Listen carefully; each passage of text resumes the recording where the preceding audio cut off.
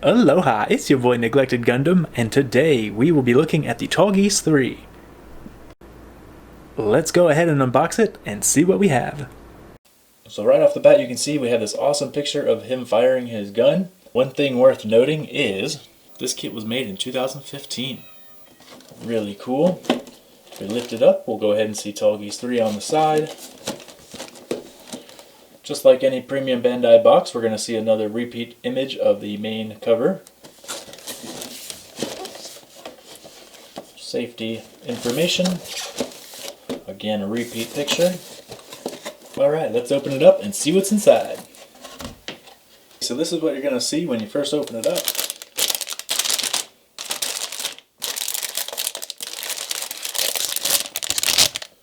These are our water slide decals. I was wondering when we were going to see them. This is going to be the box art on the front, and you're going to have color for this one. Really cool. Let's take a look. We have just a few parts that won't be used. I'm always interested in that. It's always nice to be able to collect a few parts. We have the Mega Cannon, the shield, and then of course Tallgeese.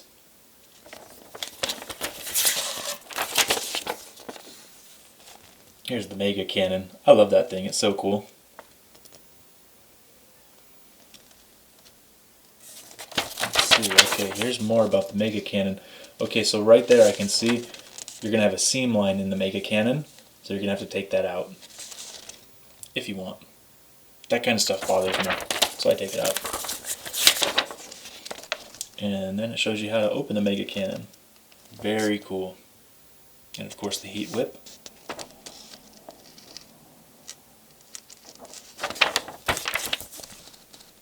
And then on the back here it shows you how to apply the water slide decals. If you don't know how to apply water slide decals, or if you are a little afraid, I do have a tutorial, so you have to go back in my channel and you can watch how to apply water slide decals.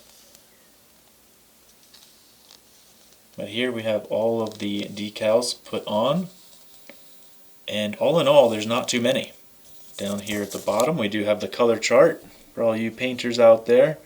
Unfortunately this does not have English, so you might have to use a translation app and you'll be able to see what to use. Let's go ahead and look at the parts.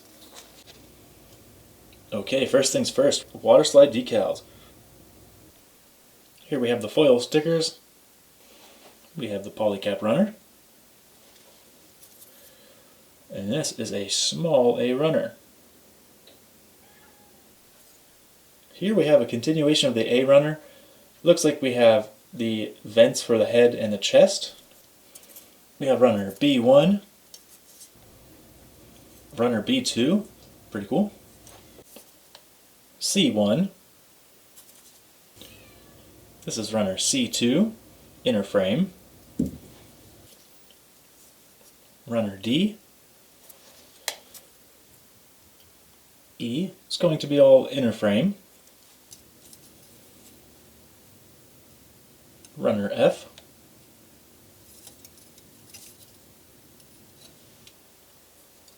Runner G1. H1. Okay, this is going to be runner I, and these are pieces from the Master Grade Epion. Comes from 2011.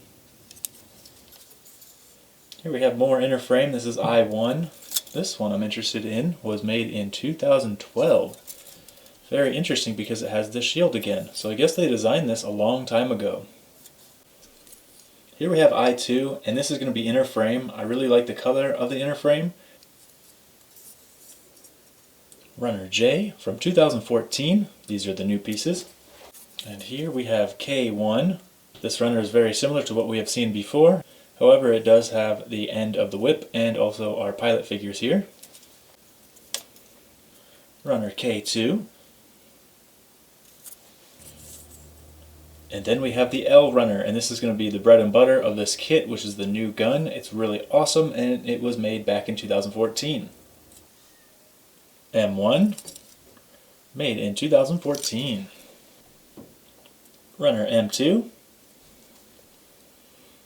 Here comes runner SB4 again. This guy is so popular. Alright, so here's the Tallgeese 3 right in front of us, all snapped up.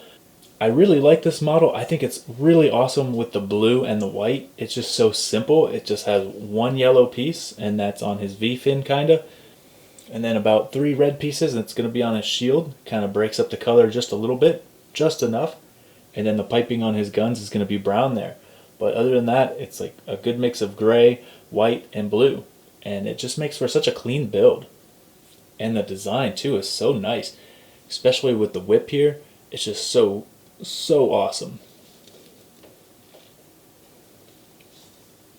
Okay, that being said, I do have a couple nitpicks with this guy. And if we look close enough, we do have the seam in the gun here. So if you do like to paint your kits and that bothers you, well, you'll just have to close that up. And then on the main part of the gun, there's no seam here. But if we follow it up, that does have a seam there. The handle here does have a seam line as well, so you have to take that out. And one more thing to note, this piece here is pretty weak. With this joint here and this ball, the fit is so tight that it actually snapped in half. So my plan is to take putty and just fill all of this in and make it solid. And then I'm going to sand down the ball just enough to make it fit. But as you can see, he really doesn't have any weight issues holding the gun. I mean, this arm is pretty solid. So to me, I just leave this off just because it was a pain and it broke. No problems. It's a solid build. That's when it comes to his arms. However, you can see here, the ball joint in his waist, it will hold, but as these kits get older, they do get looser. You might want to tighten that joint up with a little bit of super glue.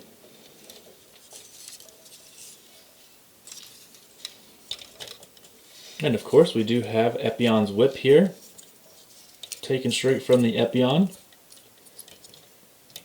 Now there is a seam line here on each one of these whip pieces. So if that is something that bothers you, you'll have to take that out. One more thing that I do is this gap here. I don't like that gap there, so I actually put plot plate on the outer side of it and then make that solid. But this kit is absolutely amazing. So those are minor nitpicks that I have with this kit. Some things to look out for.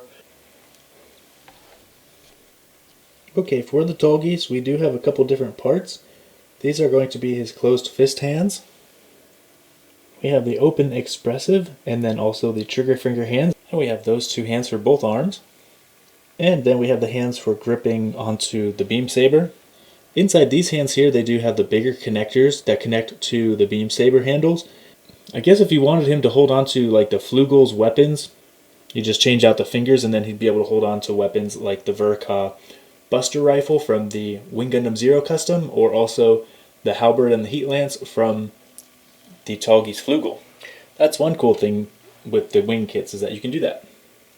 And then here we have one small Milliardo Peacecraft from Endless Waltz.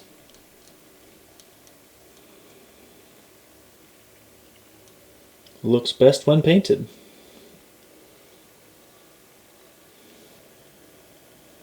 We have your standard beam sabers from the year 2000.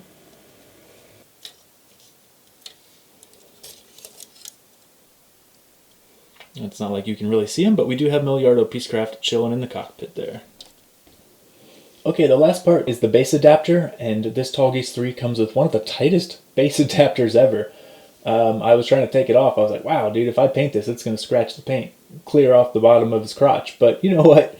I'd rather have a tight base adapter and not have to worry about him than, have one loose. So, that being said, don't take the base and shake him, treat him like a model, and it should be fine. But it does come with a base adapter as well.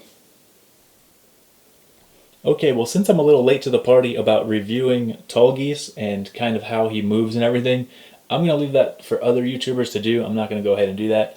However, I will tell you my future plans for this guy. So, I just unboxed one box. I haven't built that yet. This guy I built a couple years ago. So I'm going to go ahead and make my other two that I have. I have two other Tallgeese 3s that I haven't made yet. So I'm going to snap both of those up. is going to be painted in a nighttime aesthetic, and he's going to be lightly damaged. It's going to look so cool. Okay, so you guys know how this works already. If you liked the video, go ahead and like it. If you want to comment about it, I will comment back to you. If you want to go on this journey, come on this journey with us. We have a lot of builds we're going to do, and the work in progress is for them. So, if you want to go ahead and subscribe, come along with us. I welcome you to the channel, and until next time, I hope you don't feel that neglected now.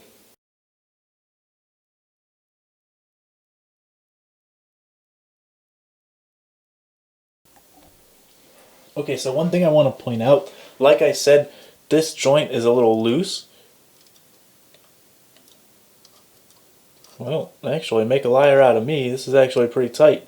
When he was standing, though, I guess that angle of the ball joint was a little bit loose, but now that he's up here, it's actually holding on very tightly. I was going to come on here and say that it was loose and he was just falling back, because this is a lot of weight. You know, there's the gun hangs on the shoulder, and then the shield, and then the two verniers, and his arms. All of that is really just on this ball joint, but it seems to be really tight right now. So make a liar out of me. I just want to be truthful with you guys and show you that. But yeah, wow, that's really tight. When he was standing, like I said, it was a little bit loose. So go figure. Man, all I gotta say, when it comes to the Tallgeese, the Epion, the Flugel, and the Tallgeese III, man, Zex, Miliardo Peacecraft, he's so lucky, man. He gets to pilot all the awesome ones, man. And I think that's what makes the suit so amazing. Obviously, the Epion, if you just look at it, it's so intimidating, and that by itself is awesome. However, it's just really cool, his personality. You know, he's like an elite in Oz, and Oz is looked at as the bad guy. However, you know, if they are going to take over an area or kill soldiers, he's not going to do it maliciously. And in fact, he does make it a point to kill the malicious soldiers that are on his side, the ones that were just taught how to fight, but they don't know how to fight with chivalry and honor. And that's one thing that I absolutely love about Zechs Marquise, is his sense of honor and duty. And if his opponent is at a disadvantage, he would rather bring himself down to his opponent's level than crush his opponent, you know, because he just sees that it's not fair and he wants a challenge and he just wants a good fight. And that's what makes Hero such a good antagonist for him, you know, if I can say Hero's an antagonist, but he is for Zechs, and then they become friends out of mutual respect. So it's pretty awesome. He's such a good pilot, and these suits really just capture his sense of magnificence and elegance. And if you can excuse the cheesy bedroom voice that the actor portrayed in the American version, well, I gotta say, dude, he is the man. I absolutely love his values and his morals. So, really cool character, and it really just adds to the suit and makes the suits so much better for me.